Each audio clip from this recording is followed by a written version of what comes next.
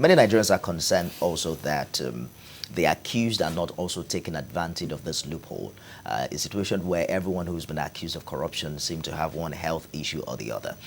But it appears the case of the Sheikh is different. There are proven facts that there are pellets of bullets in some parts of his body. The wife is said to need some change in her kneecap and all of that. But what we are hearing now from the Sheikh himself is that the federal government is collaborating with the U.S. government to compromise the court order. They say it is the FG's word against the Sheikh. The federal government says, oh, the Sheikh wants to be lodged in a five-star hotel. He wants to receive visitors. He doesn't want security officers around him. What exactly do you think is happening here? Now, if you ask me, I will tell you that a sick man that needs true medical attention would concentrate mainly on his medical health first before any other extraneous factor. Life is so important to the extent that you won't even see those extraneous factors. So if El-Zakzaky, for example, is seen more than attending to his health, it means that there is something wrong somewhere. I hope you understand that. Now you have a major health issue. Now you are in the hospital. Are you being attended to? His argument is not that he is not being attended to. Then what is the problem? As it is now, you are still under prosecution. You are not as like any other Nigerian. So you must understand that there are times and conditions. You must also understand the fact that it is not yet Uhuru.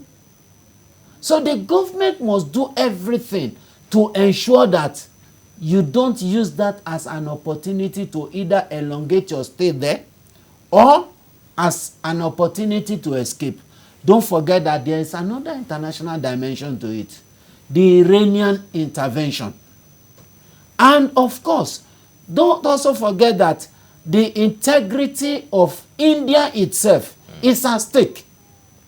So the whole thing is that the government is not even going to hold El-Zakzaky as much other than the government of India. They handed over this man to the government of India. So it is not how much of security would DSS provide in the hospital. It is the Indian security force that will be responsible. So they must ensure that, one, he does not have any contact that would either lead to his escape in any way whatsoever. Because understand that when it comes to security at that level, anything can happen. You've heard of even president being kidnapped. So it is very possible. And that is why you see that whatever is coming from the camp of El-Zakzaky, I am not expecting that it should be. They should be concerned about how are they taking care of this man's health. That is the main thing. Every other thing should be secondary. We're told that the choice of Medenta Hospital in India was the Sheikh's choice, as advised by his own personal doctor. But is there anything wrong in him asking that whatever is being done as regards his treatment be supervised by his personal doctors that he can trust? I'm happy that you mentioned this, that because I've had cause to ask whether the hospital was imposed on him. As a matter of fact, I put that directly to his counsel, who was our former boss and friend. Because in that case, the narrative would change. But if it was his own volition, by his election, that that particular hospital was identified, then it will mean that he has submitted to the professional competence of that hospital, and then will be bound by the facilities, including medical personnel that will be provided to attend to him. The government that allowed him to leave will also have made some contingent arrangements to ensure that it's not just about escaping. If anything happens to him, untoward to him now, heads will roll, because meanings will be read into it. Apparently. And it will be assumed that it was not just deliberate, but orchestrated to occur the same Let me read out a quote here, believed to have been from some of the recordings of the Sheikh from the hospital. It will not be possible for us to come out of detention just to get medical attention and now find ourselves in another form of detention. We won't submit ourselves to people we don't trust. There's a need for us to go back home since it has been agreed that we should travel out to get medical attention, and India is not a place we can trust.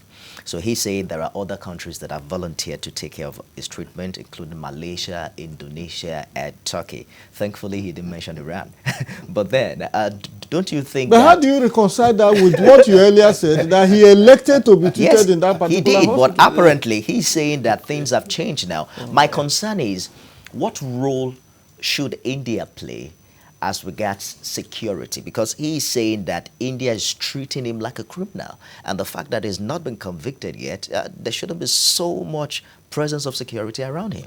In DSS custody that you were you free? Were you moving up and down?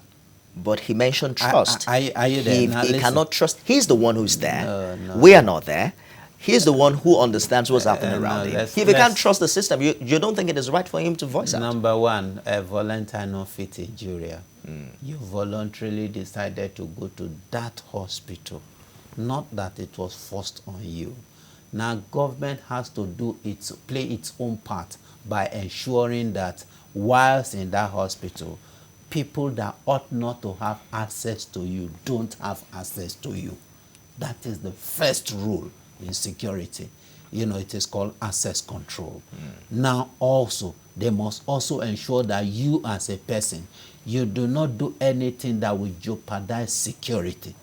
So by so doing, they are not saying he is not saying that doctors are not attending to him. And I want to also say this very quickly. Ethically, no doctor will allow his mate to supervise his work. We are counsel. Are you there with me? Now, if he has a client, I cannot supervise what he does with his client, except he invites me. I don't know if you understand. You don't think this is a peculiar situation? No, it is. So it is different from... This is not just the usual doctor-patient scenario. It is not. It is not.